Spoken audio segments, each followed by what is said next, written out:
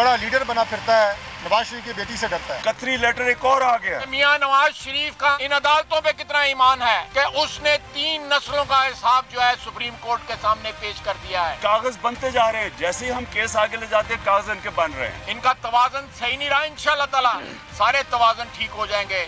अस्सलाम वालेकुम and good evening everybody, you watching news I with बहर अब्बासी। नाज़रीन, दुनिया की प्रायोरिटीज़, उसकी तरजीहात क्या और पाकिस्तान के इक़दामात क्या? नाज़रीन, 2 ताज़ा तरीन मिसालें ही काफ़ी होंगी। सुपर पावर के सदर ने 7 मुस्लिम ममालिक पर अपने दरवाजे बंद और भारतीय बनिए पर वार कर दिए। व्हाइट हाउस के ताज़ा मकीन को एशियाई खित्ते में सिर्फ एक सच दोस्त दिल्ली का चाय वाला मिला। ट्रंप के इंतखाबी मुहिम में अब की बार ट्रंप सरकार का नारा भी मोदी सरकार की इंतखाबी मुहिम से ही चुराया गया। तो अब दोधिया कसरे सदारत में भी मोदी सरकार को दावत भी दे डाली है। पहले भारतीय निजाद सुल्प कुमार साहब का मुशीर खसूसी इंतखाब हुआ, फिर मेडिकेयर मरकज़ के लिए भारतीय खातून डॉक्टर सीमा का इंतखाब हुआ गया और अब as we speak Nikki heli भारतीय निजाद खातून को अक़वाम मुत्तहिदा में सफ़ीर तैनात कर दिया गया है। जिन लम्हात में दिल्ली में 78 खरब के स्ट्रेटिजिक मुआहिदे पर दस्तखत हो रहे थे, ऐन उस वक्त इस्लामी दुनिया की शनाख्त बुर्जुल खलीफा भारतीय तिरंगे में रंगा था। दुनिया मुआशी, दिफाई और खारजी मैदान सर करने में मसरूफ़ और हम ऐवानों से बाहर 9 माह से पनामा का पजामा उधेड़ने में मसरूफ़। सरकार को इससे कोई सरोकार नहीं कि ट्रंप की मुस्लिम कुश पॉलिसी के मुकाबिल हमारा लाहे अमल, हमारे रिएक्शन, स्ट्रैटेजी, पॉलिसी क्या होगा, क्या होनी चाहिए। मोदी की झप्पियों का तोड़ आज तक किसी स्टैंडिंग कमेटी में तलाशा नहीं गया और आज जब ट्रंप मुस्लिम ममालिक पर कदगन लगा रहा था और मोदी सरकार अरब शेखों की जी हजूरी में लगी थी, हमारा पार्लिमानी ईवान चोर चोर के नारों में गुम था। वो लफ्जी तमाशा कि जो रोज़ाना सुप्रीम कोर्ट के बाहर लगता है, आज ऐवान में मार्का आराई का रूप धार गया। वजह इससे कि अदालती फैसले का इंतजार कर लिया जाता, कौम की इज्तिमाई दानिश बहम दस्तो गिरेबां हो गई और शायद ट्रैजिकली सबसे अहम ये बात कि पनामा के इंकशाफ के बाद या पनामा लीक्स के बाद पूरी दुनिया के अंदर नई लेजिस्लेशन हो रही है, गौर व फिक्र हो रहा है, अकाउंटेबिलिटी को यकीनी कैसे बनाया जाए, फाइनेंशियल करप्शन को किस तरह रोका जाए।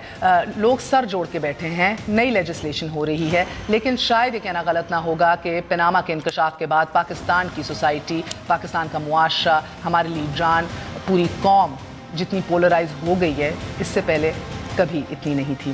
नाज़रीन, आज की अदालती कार्रवाई में अहम तरीन डेवलपमेंट मरियम बीबी की डिपेंडेंसी के हवाले से उनके अब्बा के ऊपर रही, लेकिन कतरी शहजादे का दूसरा ख़त भी मंजर आम पर आ गया। सलमान अकरम राजा ने हसन हुसैन के बिहाफ के ऊपर तमाम डिटेल्स और सो कॉल्ड मनी ट्रेल जो है वो आज पेश कर दी, अंदर दाखिल कर दी। अब इससे दिलचस्प इसमें किए गए इंकशाफात हैं। इस एक ख़त से पनामा कहानी के उलझे किरदारों को बड़ी खूबसूरती से स्टेज कर दिया गया। फॉर एग्जाम्पल, बैंकों की ट्रांजैक्शन की बजाय नकदी साबित करके शफाफियत का सबूत दे दिया गया कि ना रहे पनामा का बांस और ना बजे मनी ट्रेल की बांसुरी। जमा कराई गई मनी ट्रेल के मुताबिक शरीफ ख़ानदान की असल मालियत $3.25 मिलियन थी, जो 1980 में ओरिजिनली जो है वो इन्वेस्ट की गई थी अलसानी ग्रुप कतर के साथ। सन 2000 में कतरियों ने अल तौफीक केस के लिए $8 मिलियन दिए। 2001 से 2004 में हसन को लंदन में कारोबार सेटअप करने के लिए कतरियों ने $4.2 मिलियन दिए और 2001 से लेकर 2003 के दौरान हसन नवाज को 5.41 मिलियन, हुसैन को माफ़ कीजिएगा, अजीजिया मिल लगाने के लिए और लंदन फ्लैट्स की सेटलमेंट के लिए अलग 8 मिलियन दिए गए। सवाल तो बहुत से उठते हैं आज। सवाल नंबर 1 ये कि मनी ट्रेल से मुराद क्या है। जो एक आम फहम में हम समझते हैं money trail banking transactions, accounts, local and foreign दस्तावेज़ात, मगर इधर जो मनी ट्रेल दी गई है वो फ़कत एक एक्सेल की स्प्रेडशीट है। कंप्यूटर पे जाएं, अगर आपके पास सॉफ्टवेयर है, एक्सेल की स्प्रेडशीट खोलिए, अपना क्रेडिट, अपना डेबिट, अपना टोटल सम लिख दीजिए। इसको मनी ट्रेल कहा जा रहा है एज ऑफ राइट नाउ। बहुत से सवाल, जिस तरह मैंने कहा, जब मुनाफा बख्श सरमाया मियाँ शरीफ का ही था तो कतरियों से कर्ज क्यों लिया गया। अब ये मैं क्यों कह रही हूँ, क्योंकि एक इंटरव्यू में हुसैन नवाज ये भी एतराफ़ कर चुके हैं कि उन्होंने ख़ुद जद्दा मिल के लिए हसन नवाज को भी रकम दी, मगर अब इस منی ٹریل کے ذریعے یہ بتایا جا رہا ہے کہ جدہ مل کے لیے بھی قطریوں نے رقم دی تھی. حسین نواز کا اعتراف میں چاہ رہی ہوں اگر آپ پہلے سن لیجئے تو ذرا سی چیزیں پرسپیکٹو میں آ جائیں گی. ملاحظہ کیجئے. ہمدرد لوگ جو ہیں الحمدللہ ہمارے کچھ دوست تھے پاکستانی تھے. آپ اس چیز کو چھوڑیں کہ کہاں کے تھے. نہیں, جدہ میں آپ نے پیسہ کمایا جی. کاروبار حسن نواز صاحب کر رہے ہیں وہاں پہ, وہ آپ کا پیسہ جس سے کاروبار کر رہے ہیں وہ مشترکہ میں نے اگر لیٹ سے اگر حسن نواز شریف کو کوئی پیسہ دیا ہے اگر تو کیا جانا اپنا اس میں برائی ہے. آپ نے دیا, لیگلی دیا ان کو پیسہ. لیگلی دیا, کوئی لیگلی تو نہیں دیا. دو جو ہے نا سورسز آف فنڈز تھے میرے پاس.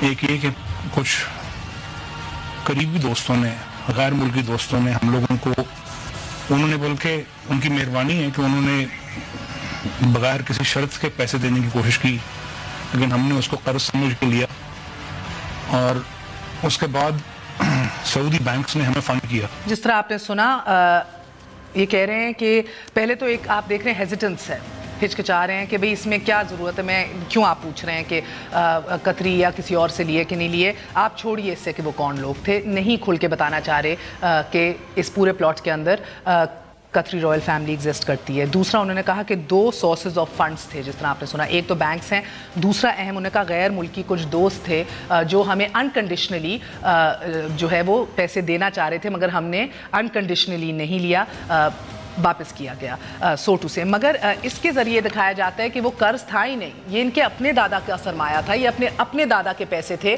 جو غیر ملکی دوست قطری ان کو دے رہے تھے, اس کے اوپر پروفٹ ییلڈ جو ہے وہ ان کو دے رہے تھے جب ان کے اوپر برا وقت آیا. تو یہ کیوں اس طرح کہا جا رہا ہے کہ وہ انکنڈیشنلی دینا چاہ رہے تھے, وہ انکنڈیشنلی دینے کا سوال ہی کیوں اٹھتا ہے سوٹو سے؟ یہ تو پیسہ ہی سوٹو سے شریف خاندان کا تھا, یہ بھی اہم سوال اٹھتے ہیں. پھر نیچرلی پروفٹ ییلڈ ہائی ہے نہیں ہے, آپ کو آج یہ بھی بتائیں گے, لیکن بہرحال یہ ضرور سمجھ آ رہی ہے کہ تمام تر جو ان آئیڈینٹیفائڈ پیمنٹس تھیں جو اس کہانی کے اندر لوپ ہولز تھے وہ پلگ کر دیے گئے ہیں قطری رائل فیملی کے ذریعے. ناظرین, حسین نواز کا جو بیان آپ نے سنا یہ درست ہے یا پھر عدالت میں جمع کرائی گئی آج کی منی ٹریل؟ اب آج کی عدالتی کارروائی میں زیر کفالت کی معائنے تلاشنے اور کروڑوں کے تحائف کے باوجود کفیل نہ ہونے پر دلائل بھی جاری رہے. ایک موقع پر فاضل عدالت کا موقف تھا کہ اکاؤنٹنگ کی کیا یہ جادوگری ہے, اکاؤنٹنگ وزڈری کہا گیا, مگر حزب معمول عدالت سے باہر ایک عدالت اور بھی لگی. میں آپ کی وائف آمنہ کا یہاں دائرے مار کے دکھاؤں 8 مہینے کے لیے؟ تمہیں شرم نہیں آتی؟ سوچو تمہاری بیٹی مہر کی میں لگاؤں تصویر یہاں پر 8 مہینے سے بینیفیشل اونر, اور جب اپنی باری آئی تو کہہ دیے جی وہ لوڑ ہی نہیں. اپنے گربان میں جھونکو, صبح تم اٹھ کے شیشہ دیکھتے ہو, تمہیں شرم نہیں آتی؟ تمہیں پتہ نا کیا ہونے والا تمہارے ساتھ؟ میں نے پہلے دن کہا تھا, یاد کر بچوں. ناظرین, دشنام اور الزام کے اس نگار خانے میں ہر چہرہ مسک ہے. الزام دینے والے اور الزام سہنے والے دونوں سواسیر ہیں. اب لیگی وزراء کا دعویٰ ہے کہ منی ٹریل تصدیق شدہ ہے. مریم نے آج ٹویٹ بھی کر دیا case is all established apparently, اور اپوزیشن قطری خطور منی ٹریل کو کہانی کے کردار کلیئر کرنے کا حربہ قرار دے رہی ہے. اور لیگی وزراء جو ہیں وہ الزام لگا رہے ہیں, ان کو یہ ماننا ہے کہ یہ شواہد جو ہیں یہ کافی ہیں, بے بنیاد اور جعلی قرار دے رہے ہیں پٹیشنر کی ڈاکیومنٹس کو. ایک لیتے ہیں ایک چھوٹا سا وقفہ, وقفے کے بعد اہم ترین ڈیولپمنٹ قطری ایڈیشن نمبر 2 اور اس کا مطلب کیا ہے زیر بحث رہے گا. Stay with us on News I.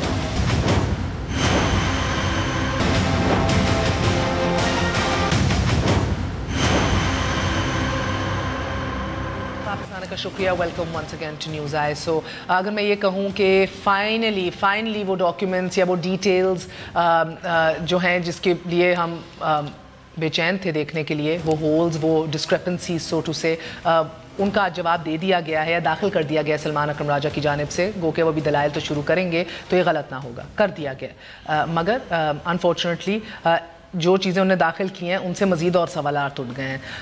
But before we get into that, تعارف کروائے دیتی ہوں, ہمارے ساتھ محمد زبیر صاحب موجود ہیں, مسلم لیگ نون سے تعلق رکھتے ہیں, چیئرمین بورڈ آف انویسٹمنٹ ہیں. ہمارے ساتھ موجود ہیں چودھری منظور صاحب, سیکرٹری ہیں پاکستان پیپلز پارٹی کے انفارمیشن سیکرٹری، اور فیصل واڈا صاحب رہنما تحریک انصاف ہمارا ساتھ دیں گے. سب کا بہت بہت شکریہ. السلام علیکم. چودھری صاحب آپ بہت دنوں بعد آئیں، اس لیے آپ ہی سے آغاز کروں گی.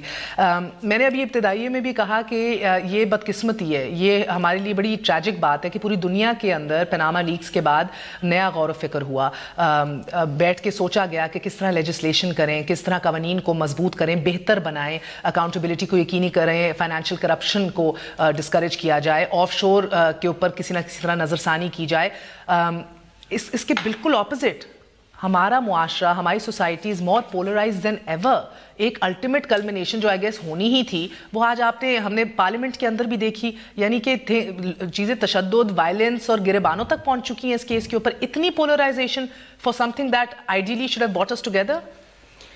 دیکھیے ایک تو شکریہ آپ کا، آپ نے پروگرام میں بلایا. دوسری بات یہ ہے کہ دیکھیے اس میں ایک بڑا سمپل سا ایشو ہے کہ اب پورا میکنزم جو ہے گورنمنٹ کا، اور پوری گورنمنٹ اور پوری وہ صرف ایک شخص کو بچانے پہ لگے ہوئے ہیں، اس طرف تو کوئی جا ہی نہیں رہا. اب وہ چیزیں کہہ رہے ہیں، مثلا اگر مریم نواز، اگر میاں نواز شریف کے گھر میں بیٹھ کر آج بھی یہ کہہ رہی ہوں کہ میں ڈیپینڈنٹ نہیں ہوں، سو اس کو پھر ڈیفینڈ کرنے کے لیے آ جائیں. اور جو رویہ اختیار میں نہیں سمجھتا، دیکھیے حکومتیں ہمیشہ اوائڈ کرتی ہیں کانفلکٹ. کیا نہیں ہوتا تھا، آپ کو پتہ ہے یوسف رضا گیلانی صاحب کے سر کے اوپر کھڑے ہو کر ان کو سراؤنڈ کر کے پیپر پھاڑ کے ان کے اوپر پھینکے جاتے ہوتے تھے. مجھے یاد ہے چودھری نثار صاحب کی ایک سپیچ کا جواب دینے لگے تھے قمر زمان قاہرہ، خورشید شاہ صاحب نے روک دیا، وہ ہاؤس سے چھوڑ کر چلے گئے، لیکن انہوں نے کہا کہ نہیں، حکومتوں کی یہ رویے نہیں ہوتے جس طرح سے آج ہوا ہے. وہ الٹیمیٹ ہمیں نظر آ رہا تھا جو کیا گیا تھا. آج تو پی ایم حاضر بھی نہیں تھے، تو کچھ نعرے ایسے لگے کہ دستوں گرباں ہو گیا پارلیمان. دیکھیے جو لینگویج ہے، جو اگریشن ہے، یہ کیوں ہے؟ کیا یہ کو پاناما پیپرز کو ریولیشن کوئی پارلیمنٹ کے اندر سے ہوئی ہے؟ سمپل تھی آج کی کاروائی کہ آج ہاؤس کے فلور آف دا ہاؤس جو جھوٹ بولا گیا، اس پہ یہ رائٹ ہے کہ آپ تحریک استحقاق پیش کریں، چونکہ پورے ہاؤس کا استحقاق مجروح کیا گیا ہے اور پرائم منسٹر سے اس پہ سمپل یہ تھا کہ اس کاروائی کو آگے بڑھانا چاہیے تھا. لیکن چونکہ وہ باہر جو رویہ ہے وہ الٹیمیٹلی اندر بھی حکومتی اراکین اس سے اگریشن کی طرف جا رہے ہیں. زبیر مجھے ایک بات بتائیے کہ آج شاہد حامد صاحب بڑے ایلیکوینٹ تھے کل، آج کیا ہوا؟ آج وہ ان کا جو سپیس اور جو سکوپ تھا پورا، وہ کہاں سے کہاں بات کو لے گئے. کچھ ججز were also wondering what's going on. ہم لوگ بیٹھے ہوئے سوچ رہے تھے واٹس گوئنگ آن. پہلے تو میں کلیریفائی کر دوں، اپنے آپ کہیں گی پرسنل ہو جاتے ہیں کیونکہ آپ نے میرا انٹروڈکشن کرایا. مجھے 3 سال سے زیادہ ہو گئے ہیں بورڈ آف انویسٹمنٹ چھوڑے ہوئے. یس آئی نو، آئی ایم سوری، میں یہی سوچ رہی تھی، وہ رٹا ہوا ہے کیونکہ لوگ سوچیں گے کہ میں شاید دیکھیں نواز شریف کا بھی نام رٹا ہوتا ہے نا پرائم منسٹر. وہ بائی دی وے جب نہیں بھی ہوتے تب بھی ان کو کہتے ہیں ہمیں مخاطب کرو پرائم منسٹر کہہ کے. نہیں، میں نہیں آپ کو میں کلیریفائی کر رہا ہوں اس پبلک کو. دیکھیں شاہد حامد صاحب ایک بہت بڑے لائر ہیں، اور ہمیں کئی دفعہ بیٹھ کے محسوس ایسا ہوتا ہے کہ کئی چیزیں میں لائر کی پرفارمنس صحیح نہیں ہے. جس طرح حامد خان کا ایک دن ان کی پرفارمنس کے حوالے سے وہ اتنا اسٹرانگ ریاکشن آیا کہ وہ 24 گھنٹے میں وہ اتر گئے. میرا اپنا ذاتی خیال یہ ہے مہر کہ جو یہ کیس ہے، وہ کیس میں جو ججز بھی فیصلہ کریں گے وہ اس حوالے سے کریں گے کہ جو پریئر تھی اور پریئر میں جو کہ مانگا گیا تھا انصاف، اس کے حوالے سے تھا. تو جہاں تک مریم کا تعلق ہے، because Maryam obviously is also one of the respondents، تو مریم کے حوالے سے صرف 2 چیزیں تھیں جو ہم نے کرنی تھیں، اور میرا خیال ہے ہم بالکل اس میں پورا اتر گئے. ایک تھا ٹرسٹ ڈیڈ کے حوالے سے کہ ویدر وہ بینیفیشل اونر ہیں یا ٹرسٹی ہیں، ایک تو یہ اسپیکٹ تھا، اور دوسرا تھا کہ ویدر شی از ڈیپینڈنٹ اور ویدر شی از انڈیپینڈنٹ. تو چونکہ ہمارے آئین میں اور قانون میں ڈیپینڈنٹ کی کوئی بھی، جیسے آپ نے بھی دیکھا ہوگا کورٹ میں کہ اس کی کوئی ڈیفینیشن نہیں ہے، تو اٹس اے جنرک ٹرم جس کو اب کورٹ میں ڈیفائن کیا جا رہا ہے. اور اس حوالے سے میرا خیال ہے میری جو اصطلاح ہوگی، اور میری بڑی سمپل سی اصطلاح ہے، اور دنیا میں یہ قانون ہر جگہ مانا جائے گا، یہ ڈیفینیشن کہ اگر آپ ٹیکس پیئر ہیں اور اپنی انکم شو کر رہے ہیں، آپ ٹیکس پیئر ہیں اور اپنی انکم شو کر رہے ہیں، یو آر انڈیپینڈنٹ.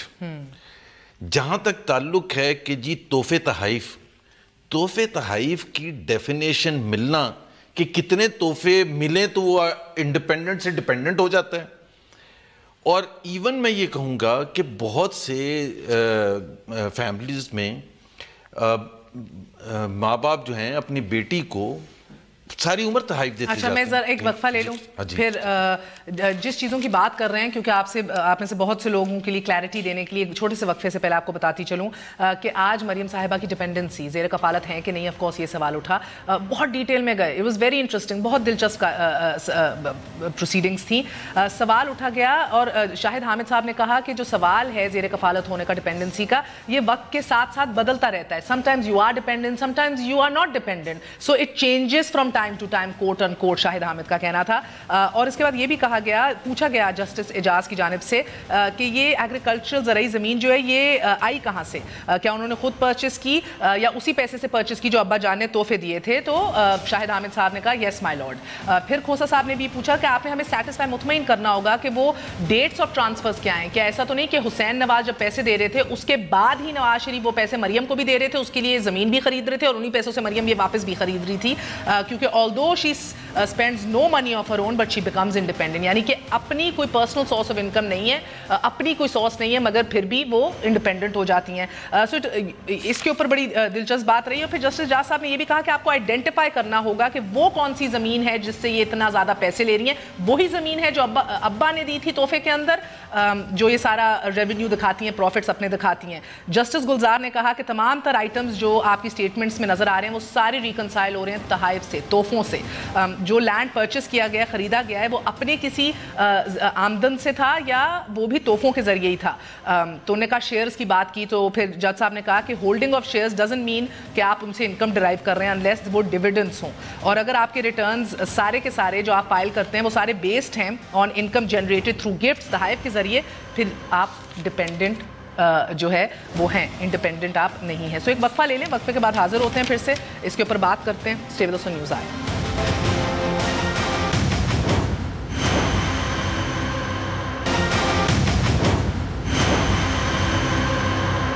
واپس آنے کا شکریہ, welcome once again to News I. So anyway زیر کفالت ہیں یا نہیں, اب یہ آج اس کے اوپر جو ہیں دلائل ختم ہو چکے ہیں, جج صاحبان نے فیصلہ کرنا ہے. میں نے آپ کو بتا دیا کہ آج ہوا کیا تھا, کن کن پوائنٹس کے اوپر انہوں نے ان کو روکا اور ٹوکا. مگر اینی وے آج موونگ فارورڈ سب سے اہم ڈیولپمنٹ وہ ڈاکیومنٹس ہیں جو سلمان اکرم راجہ صاحب نے آج سبمٹ کر دی ہیں. ایک تو قطری شہزادہ کا لیٹر نمبر 2, ایڈیشن نمبر 2 ہمارے سامنے ہے. دوسرا وہ ساری ڈاکیومنٹس ہیں جن کے اندر ڈیٹیلز پیش کی گئی ہیں سو کالڈ منی ٹریل کی, مگر وہ ایک اسپریڈ شیٹ, ایک ایکسل کی اسپریڈ شیٹ کے ذریعے ہمیں ڈیٹیلز پتہ لگی ہیں کریڈٹ ڈیبٹ ٹوٹل اماؤنٹ کے اوپر. یہ 1980 کے اندر جو میاں شریف نے انویسٹمنٹ کی تھی اس حوالے سے. میں فیصل واڈا صاحب آپ کو بھی خوش آمدید کہوں گی, I hope you can hear me. So it's very interesting جو ڈیٹیلز دی گئی ہیں. پہلے میں قطری شہزادے کے خط سے سٹارٹ کرتی ہوں, جس میں انہوں نے کہا ہے کہ 1980 میں جو انویسٹ کیا تھا میاں صاحب نے, میاں شریف صاحب نے, وہ by way of provision of cash تھا, یعنی نقد تھا, کیونکہ یہ کامن پریکٹس تھی گلف ریجن میں اس ٹائم پہ, اور لانگ اسٹینڈنگ جو دوستی تھی ان کے ابا کی اور میاں شریف کی, وہ کسٹمری وے تھا کہ وہ بزنس کریں صرف اپنے درمیان اور نقد کیش کے اوپر. اس کے اوپر آپ کا رد عمل کیا ہے سب سے پہلے؟ شکریہ مہر صاحبہ. یہ اسپریڈ شیٹ ایکسل کی میرے پاس بھی موجود ہے. سب سے پہلے تو میں کہوں گا جو شرح سود ہے یا شرح آمدنی ہے یا شرح پروفٹ ہے, وہ تو ایک ہندو بنیے سے بھی زیادہ میاں صاحب چارج کر رہے تھے قطریوں سے, اور جس طریقے سے قطریوں کا حال کیا ہے نفع کے اندر, تو میرے خیال قطری بھی پاکستانیوں کی طرح بہت جلدی بھکاری نظر آئیں گے. نمبر 1. نمبر 2, اپارٹ فرام کہ وہ ڈیپینڈنٹ ہیں مریم صاحبہ یا نہیں ڈیپینڈنٹ ہیں, وہ جسٹیفائی ابھی تک نہیں کر سکے ہیں کیونکہ ان کے ٹیکس گوشوارے ان کے لائف سٹائل سے میچ نہیں کر رہے. وہ پیسہ جس سے زمین خریدی گئی, جو فرسٹ انکم ہے, وہ ابھی تک اسٹیبلش نہیں ہو سکی. اور سلمان اکرم صاحب نے جو بیفور ٹیکنگ دس کیس لینے سے پہلے جب سلمان اکرم صاحب نے ٹی وی پہ آ کے بیانات دیے تھے, اس میں وہ خود اب اسی کے اندر وہ خود ڈفرینشیٹ خود ہی کر رہے ہیں جو کورٹ کی پروسیڈنگز کے اندر آ رہی ہے.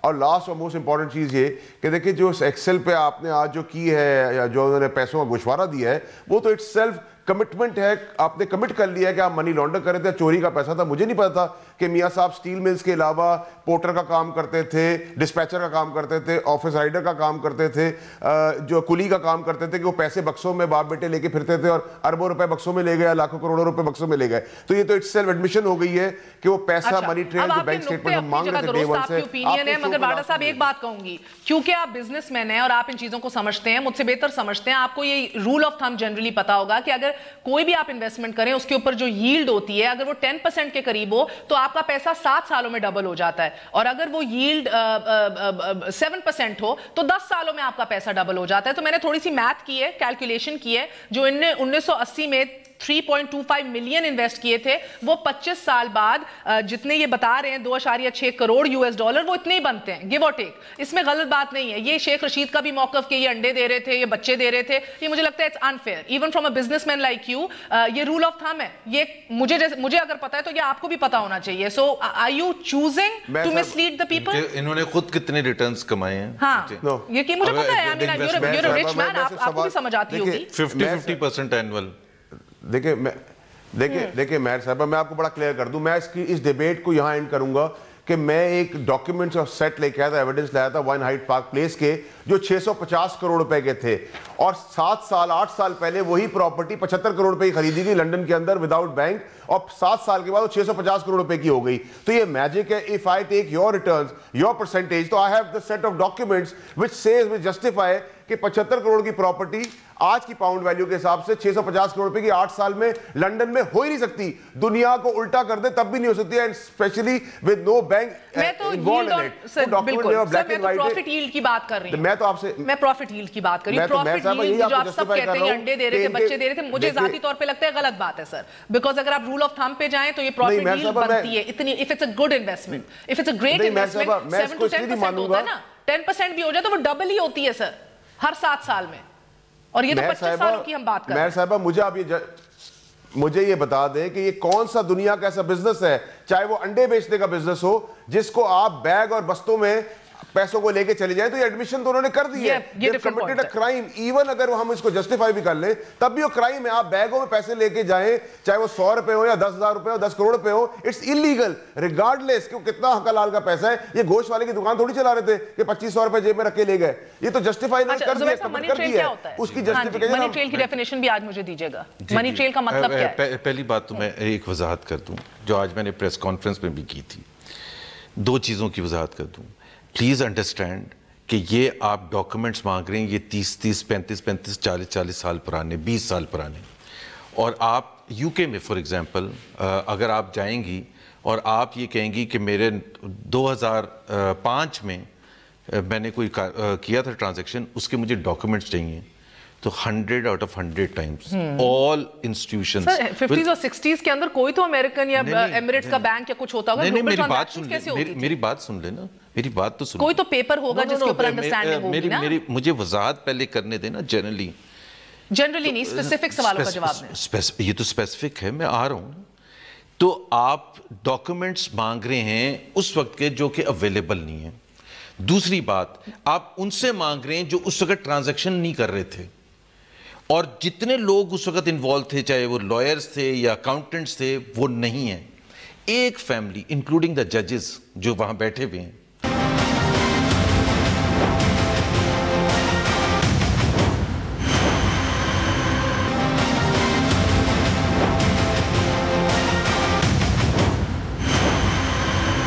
ایکوٹی ڈالنی ہوتی ہے نا سر, یا اگر رائلز کی بھی بیکنگ ہو تو کوئی تو ڈاکیومنٹ ہوگی جس کے اوپر تحریری طور پہ لکھا ہو.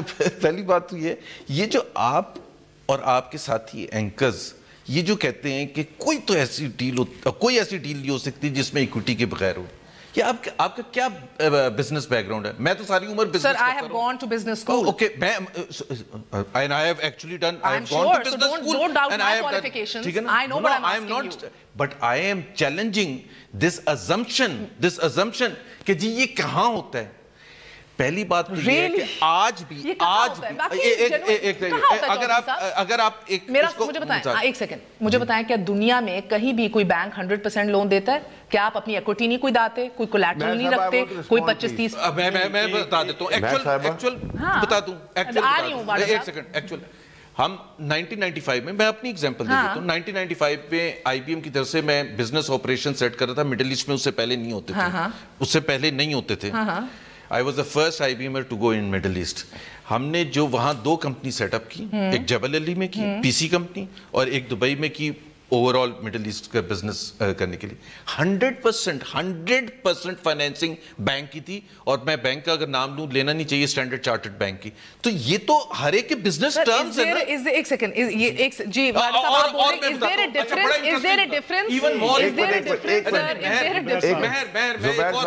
میرا چھوڑ دیں یار. میاں شریف کی ایک سیکنڈ سر، میاں شریف ایک آرڈنری بزنس مین تھے، وہ پولیٹیشن نہیں تھے، وہ کوئی ریاستی ہیڈ نہیں تھے، وہ کوئی زبردست کوئی چیز نہیں تھے جن کے انٹرنیشنل ایسے کانٹیکٹس ہوں کہ جو ان کو کوئی ایکوٹی بھی نہ مانگے، کولیٹرل بھی نہ مانگے، 100% لونز دے دے، بیٹھ کے ڈاکیومنٹ بھی نہ ملے. آپ جواب بھی تو سن لینا.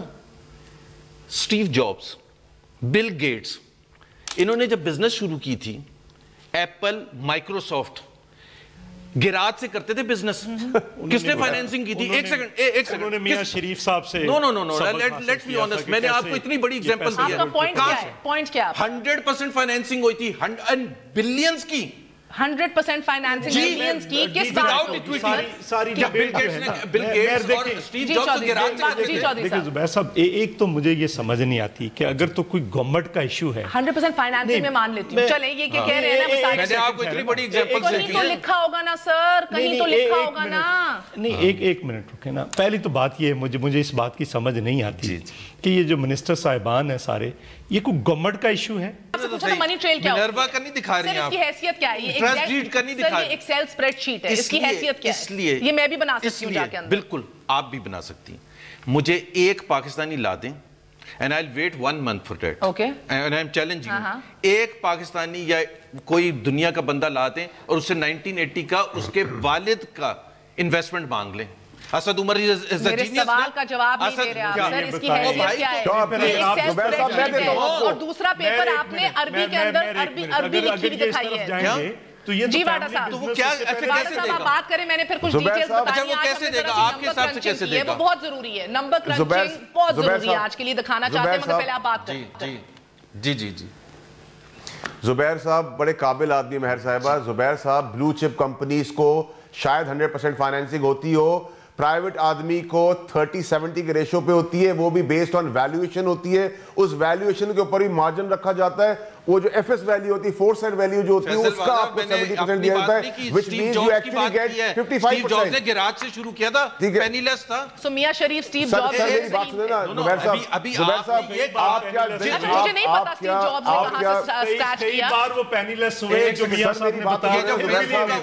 زبیر صاحب آج تو آپ کے بل گیٹس سے ملا کے میاں صاحب کو، ان کی جو باقی فیملی ہے اس میں کوئی ایک بھی ایسا نہیں تھا وہ اس طرح سے وہ سر. باقی ان سے بھی مہا انٹیلیجنٹ ہیں آپ، ان کی بزنسز بھی فلرش کر رہی ہیں. یہ کہا کہ کہاں ہوتا ہے. Now I have told you instances.